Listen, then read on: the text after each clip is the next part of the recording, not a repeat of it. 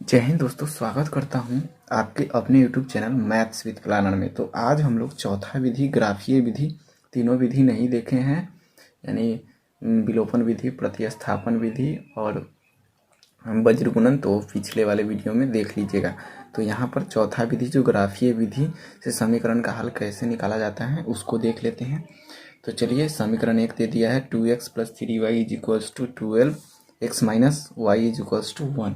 तो यहाँ पर हम लोग x का मान भी रख करके तो y निकलेगा, जब y का मान रखेंगे तो x का मान निकलेगा। दोनों में से कोई का मान यानी अपना मन से रख करके निकाल सकते हैं। तो हमने यहाँ y का मान रखा है। तो जब y बराबर 4, अपने मन से कुछ भी मान सकते हैं, तो y बराबर 4 रखेंगे तो 2x + 3 × 4 = 12।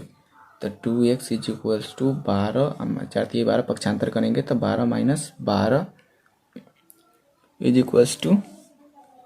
0। तो x बराबर कितना होगा, 0/2 बराबर 0 होंगे। फिर जब हम लोग y बराबर 2 रखते हैं, तो फिर जब y बराबर 2 रखेंगे तो 2x + 3 × 2 = 12। आप लोग एक स्टेप बढ़ा लीजिएगा, यहाँ पे 2x + 3y = 12 लिख के तो अब नीचे मान पुट करिएगा। यहाँ पर वीडियो ज़्यादा लॉन्ग नहीं हो, इसके कारण हमने शॉर्ट कर दिया है। वैसे कर यानी आप लोग थोड़ा सा लॉन्ग करके बनाइएगा तो थोड़ा ज़्यादा से अच्छे देखने में लगेंगे, तो नंबरिंग करने में भी एग्जामिनर को सुविधा मिलेगा। तो चलिए चलते हैं। 2x = 12, 3 दूना 6 - 6 पक्षांतर करेंगे तो ये कितना हो जाएगा, 6, यानी तो यहाँ x बराबर कितना हो जाएगा, 6/2 = 2×6 यानी 3। अब चलते हैं समीकरण 2 की ओर। तो समीकरण 2 में है, इसमें भी हम लोग y का ही मान, आप लोग x का भी मान रख करके पुट कर सकते हैं, और जो मन में आए वही। ये जरूरी नहीं कि यहाँ पर 4, हम लोग 5 भी 1 2 कुछ रख करके हम लोग निकाल सकते हैं। बस यहाँ पर भिन्न में नहीं आना चाहिए, यानी 1/2 3/4 ऐसे नहीं आना चाहिए।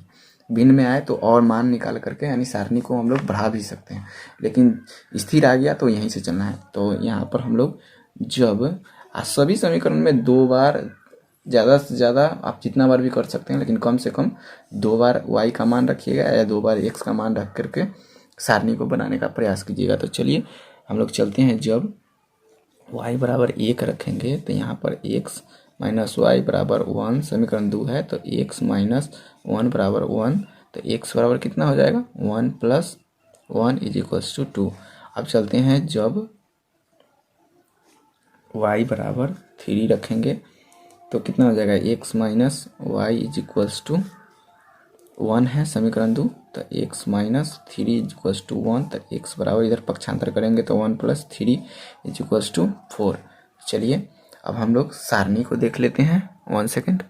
तो चलिए सारणी को देखते हैं। जब हमने y का मान यहाँ 4 रखा था तो यहाँ x का मान कितना आया था, 0। x का मान 0 आया था, तो x का मान 0। जब हमने y का मान 2 रखा था, y का मान यहाँ 2 रखेंगे तो x का मान कितना आया था, 3 आया था। अब इस समीकरण 2 में चलते हैं। समीकरण 2 के लिए सारणी, यहाँ समीकरण 1 के लिए सारणी रेडी हो चुका है। यहाँ पर कोई भिन्न में नहीं है, तो इसलिए और आगे निकालने की कोई आवश्यकता नहीं है। तो हम लोग आगे जितना मन उतना निकाल सकते हैं, लेकिन भिन्न में आ जाए उसको छोड़ देना है। फिर y बराबर 3 4 5 ऐसे रख के निकाल करके ऐसे करना है। फिर जब हमने y का मान 1 रखा था तो x कितना आया था, 2 आया था, x 2 आया था। जब हमने y का मान 3 रखा था तो x कितना आया था, 4 आया था। अब चलिए चलते हैं ग्राफ की ओर। तो ग्राफ पेपर नहीं है तो हम लोग इसी पर बनाने का प्रयास करेंगे, क्योंकि सारणी बनकर रेडी हो चुका है। तो अब हमें ग्राफ बनाने में कोई दिक्कत नहीं होनी चाहिए। तो चलिए स्केल से ही नाप कर हम ग्राफ को बना लेते हैं। तो चलिए, हमने क्या किया है, ग्राफ नहीं है जिसके कारण, चलिए यहाँ 4 तक ही है तो देख लेते हैं। यहाँ से लेंगे तो 1 2 3 4 5, यहाँ से नाप करके स्केल से ही कर लेते हैं। 1 2 3 4 5, वैसे ही ऊपर वाला में कर लेंगे। 1 सेकेंड बना लेते हैं।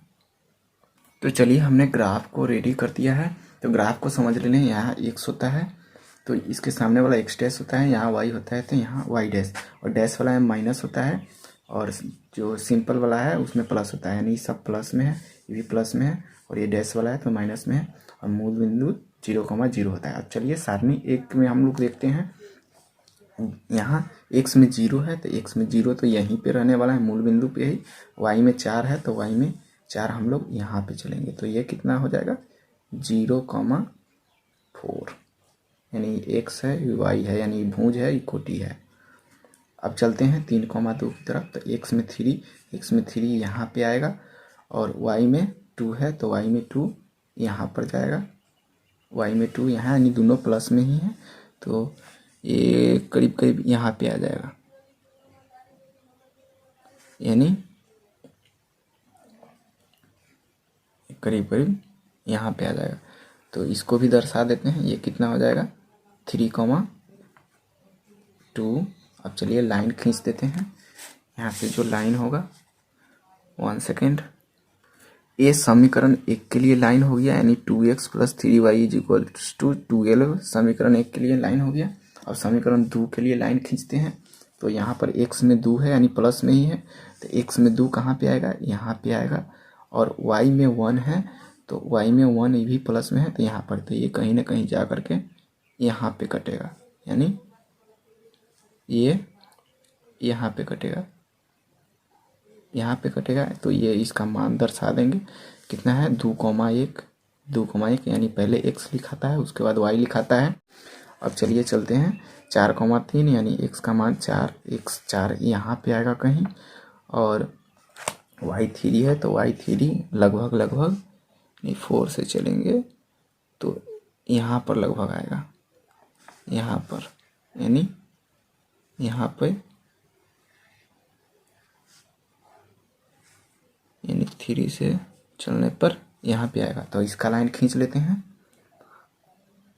तो ये जा करके ये कितना हो गया, समीकरण 2 के लिए लाइन हो गया। तो 1 सेकेंड हमने यहाँ पर नहीं दर्शाया, ये कितना था, x में कितना है 4,3, और ये कटान बिंदु इसका कहाँ हुआ 3,2। तो अब चलिए 1 सेकेंड, हमने ग्राफीय विधि से x और y का मान निकाल चुके हैं, तो इसमें यहाँ पर अतः लिख करके 3,2 समीकरण का हल होगा। तो समीकरण का हल यानी x का मान 3 और y का मान 2, बस ग्राफीय विधि से ऐसे ही x और y का मान निकल जाता है। तो कंसेप्ट कैसा लगा गाइस, अगर अच्छी लगी हो तो वीडियो को लाइक करें।